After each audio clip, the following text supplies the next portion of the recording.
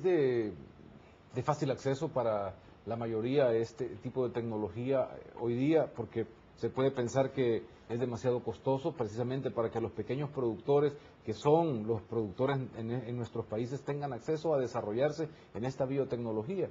Bueno, lo que hablamos de las cifras, en el mundo hay 13.3 millones de agricultores que lo utilizan.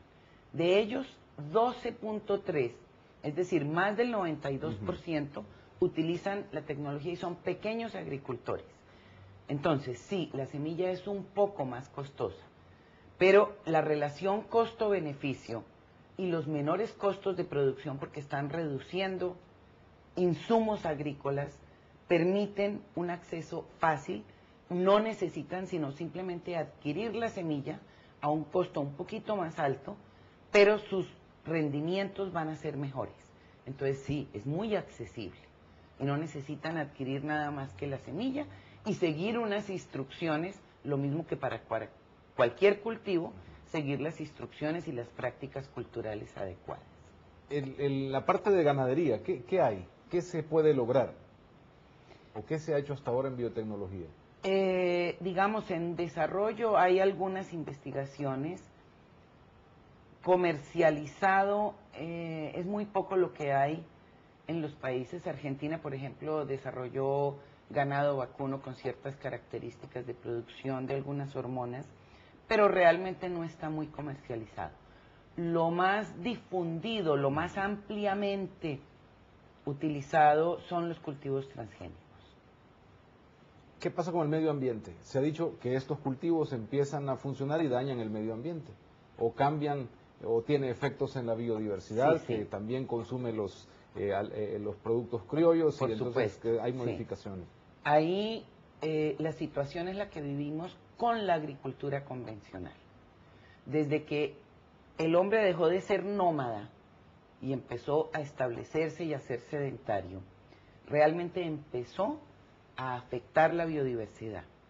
La agricultura es una agresión contra la biodiversidad, porque estamos en un sitio donde tenemos cierta biodiversidad, eliminamos todo eso y sembramos una sola planta o dos o tres. Entonces la agricultura está afectando la biodiversidad. Pero es el punto de cómo buscamos un balance entre manejar y conservar nuestra biodiversidad y alimentar a la humanidad. Entonces es el mismo tipo de efecto de la agricultura convencional. Igual que cualquier híbrido convencional puede desplazar variedades locales, pero si lo manejamos adecuadamente en nuestros países, lo que podemos es mejorar nuestras variedades locales. Meterle caracteres de interés a nuestras variedades locales, criollas, y mejorarlas. Esto no lo ofrece la agricultura convencional.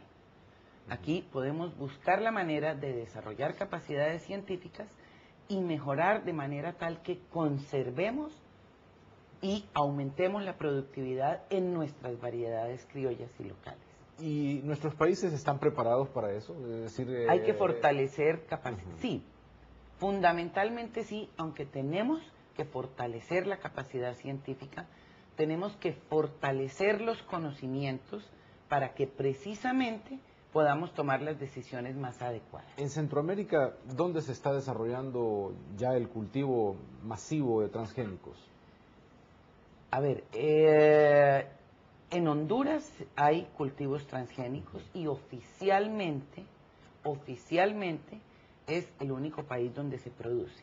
Pero en toda Latinoamérica, y esto ha ocurrido en Sudamérica y asumo que en Centroamérica, ocurre también siembra de contrabando, porque los agricultores ven los beneficios y así no esté aprobado en su país, y esto ocurrió en Brasil, por ejemplo, en Paraguay, en Bolivia, los agricultores ven los beneficios y se traen la semilla de otro país.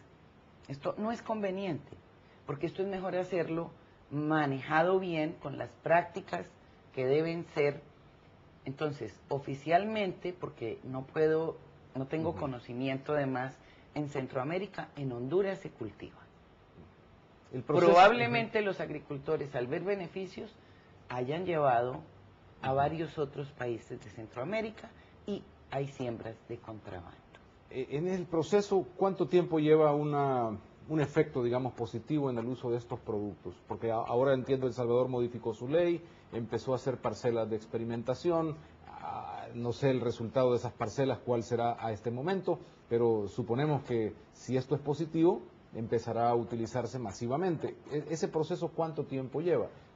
Varía de acuerdo con la regulación de cada país. Entonces, depende de las evaluaciones. Hay unas autoridades competentes que son las que definen qué evaluaciones hay que hacer.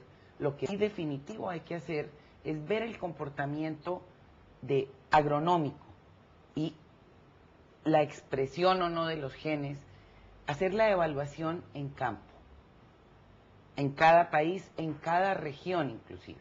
En mi país se hace por regiones, por zonas, y se va aprobando por regiones. Entonces, esto toma varios semestres, porque con un solo semestre de datos no tenemos suficientes datos. Los que hemos trabajado en campo que necesitamos validar y no siempre las condiciones son las mismas. Entonces puede llevar 1, 2 años y de acuerdo a cómo se vaya teniendo familiaridad, este tiempo puede reducirse. Pero debe haber tranquilidad, sobre todo para el agricultor inicialmente, para conocer cómo se va a comportar en su región, en su zona, con sus condiciones, esa semilla. ¿Ese proceso de validación en qué consiste? ¿Qué es lo que evalúan ahí? ¿Qué es lo ahí que se al evalúa final lo se mismo que para cualquier semilla convencional que se introduce, por lo menos en mi país, se hace la evaluación de comportamiento agronómico, de rendimiento, de adaptación a las condiciones de suelo. Entonces, no es en términos de si es seguro o no consumirlo. No. Las evaluaciones de seguridad de consumo se han hecho y se hacen por otro lado, y las autoridades de salud de cada país las validan y las evalúan. Entonces hay dos tipos, digamos, de evaluaciones. Una que es el comportamiento agronómico, respuesta ambiental. Ahí estamos juntando, digamos, dos autoridades que son los ministerios de Ambiente y de Agricultura que evalúan esto. Y por otro lado, la seguridad para el consumidor como producto, que en la mayoría de países lo hace el Ministerio de Salud. Entonces se hacen paralelas esas evaluaciones. ¿Cuál es su opinión respecto a toda la oposición que existe en América Latina conceptualmente sobre esto de los transgénicos, esto de la biotecnología como una salida para la economía y para la autosuficiencia? Que es muy desafortunado y se debe a desconocimiento de la gente. Se debe a campañas que se han hecho en contra, y yo creo que debíamos balancear toda la información que hay en contra, que hay a favor, pero el público ante todo debe saber que esto es un mejoramiento dirigido y que ha sido muy evaluado, que los cultivos convencionales no han sido evaluados. Aquí, por lo menos yo que tengo ese conocimiento, estoy más tranquila porque sé que si salió un producto de estos procedimientos ha sido evaluado y yo tengo garantía de que no me va a hacer daño. Con lo convencional no estoy segura porque no ha sido evaluado.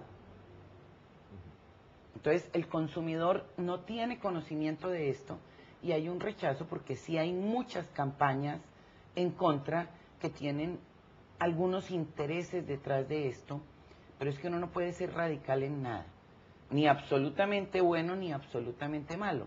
De todas las posibilidades, que son muchas que hay, miremos en qué nos puede servir. Pero que ha sido útil para pequeños agricultores, sí, muchísimo.